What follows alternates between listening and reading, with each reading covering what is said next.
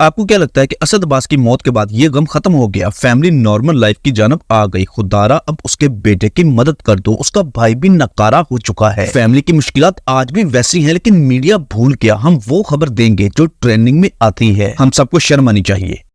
السلام علیکم دوستو، 15 اگست 2023 جسے گزرے اب تک تقریباً 3 ماہ ہو چکے ہیں۔ اسد عباس پاکستان کا بہت ہی سریلا گلوکار، ایک ابھرتا ہوا ستارہ، ایک ینگ وائس ہمیشہ کے لیے خاموش ہو گئی۔ کامیابیوں کا سفر ابھی شروع ہوا ہی تھا کہ منزل آ گئی۔ آج کی گفتگو فی بدی ہے۔ ہمیں فیس بک، انسٹاگرام پر بہت میسیجز آئے اور ساتھ ویڈیوز بھی شیئر کی گئیں۔ وہ پیغامات اسد عباس کی فیملی کے متعلق جو اس وقت مشکلات کا شکار ہیں۔ پاکستان بلکہ پوری دنیا میں بہت سارے لوگ، جوان لوگ جن کی اچانک موت ہو جاتی ہے، بلکہ پاکستانی شوبز انڈسٹری سے بے شمار فنکار لوگ ہیں جن کی اچانک موت ہوئی، لیکن اب یقین کریں کہ ان کی موت کا اتنا دکھ نہیں ہوا جتنا دکھ اسد عباس کی موت کا ہوا۔ اس کی وجہ یہ ہے کہ اسد عباس نے اپنی زندگی میں ہی سب کچھ پہلے بتا دیا، وہ تمام باتیں پہلے کر گیا، ہمارے مردہ ضمیروں کو جھنجھوڑ گیا۔ وہ زندگی کی بھیک مانگتا رہا، لوگوں سے کہتا رہا کہ میرے بچوں کو یتیم ہونے سے بچایا جائے، میں بھی جینا چاہتا ہوں۔ حکومت یا وہ لوگ جو اتنی طاقت رکھتے ہیں اس کی آگے بڑھ کر زندگی بچائیں۔ وہ امریکہ سے علاج کروانا چاہتا تھا، اس نے امریکن ہاسپٹل میں رابطہ بھی کر لیا تھا، اس نے تمام انفارمیشن لے رکھی تھی۔ وہ ملک ریاض کے پاس بھی گیا، بحریہ ٹاؤن ہاسپٹل بھی گیا، ساتھ ڈونر بھی لے کر گیا جس نے اسے گردہ ڈونیٹ کرنا تھا۔ لیکن پاکستان میں قانون ہے کہ بلڈ ریلیشن کے علاوہ کوئی گردہ ڈونیٹ نہیں کر سکتا۔ یہ قانون غلط نہیں، قانون کی عزت کرنا ہم سب کا فرض ہے، کیونکہ پاکستان میں لوگ چند ہزار یا چند لاکھ روپے میں گردہ بیچ دیتے ہیں۔ اسی وجہ سے ہمارے ہاں کوئی کسی کو گردہ ڈونیٹ نہیں کر سکتا، ماں سوائے خونی رشتوں کے۔ اور اسد عباس ایک سیلیبریٹی تھا جسے پوری دنیا جانتی تھی، اس لیے اس کا کیس ہائی لائٹ تھا۔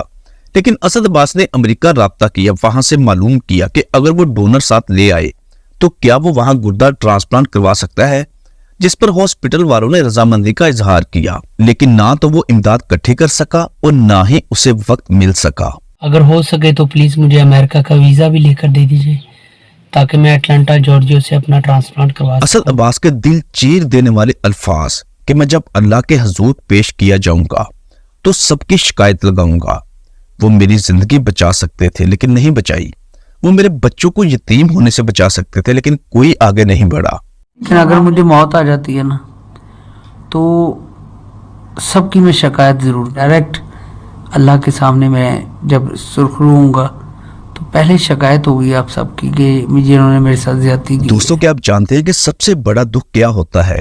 سب سے بڑا دکھ بے بسی ہوتی ہے۔ اللہ پاک کسی کو بے بس نہ کرے۔ اسد عباس بے بس ہو چکا تھا۔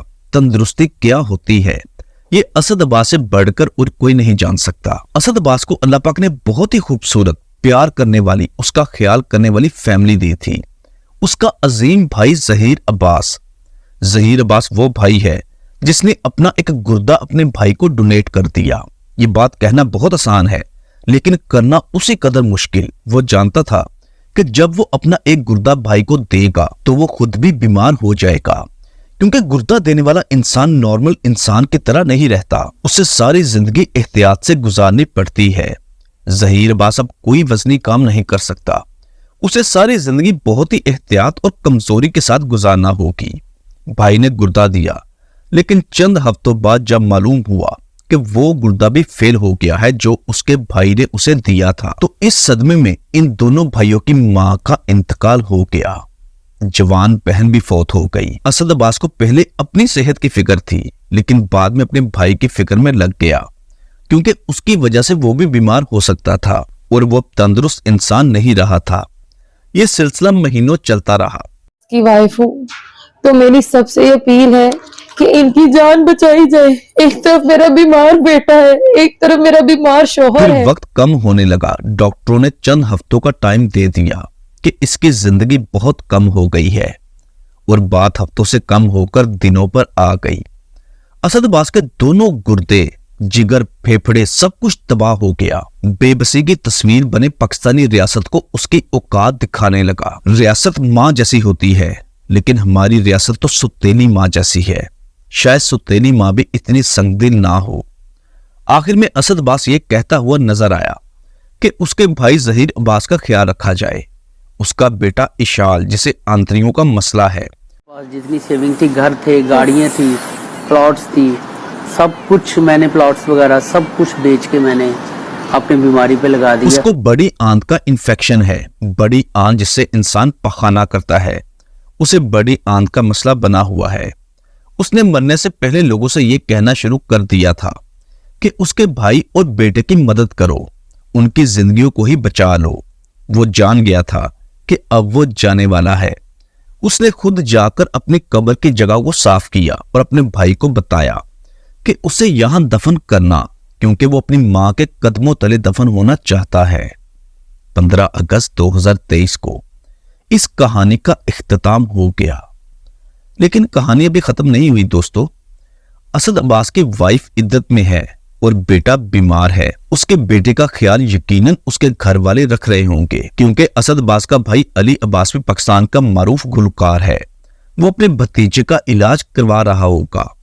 उसका वो भाई जिसने गुर्दा डोनेट किया था, वो कोई भी भारी काम नहीं कर सकता। वालिद बहुत बूढ़ा हो गया। हमें फैमिली में से किसी ने नहीं कहा कि उसकी इमदाद की अपील की जाए।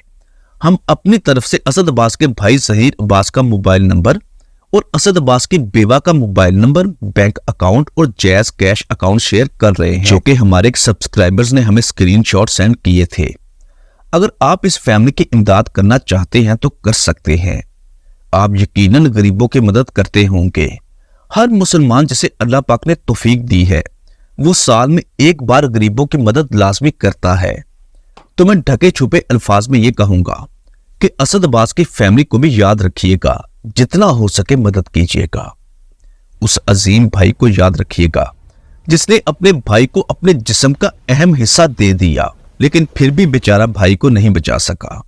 उसके बेटे का ख्याल रखिएगा जिसके मुतलिक असद अब्बास ने कहा था कि इसे बड़े होकर असद अब्बास बनाना।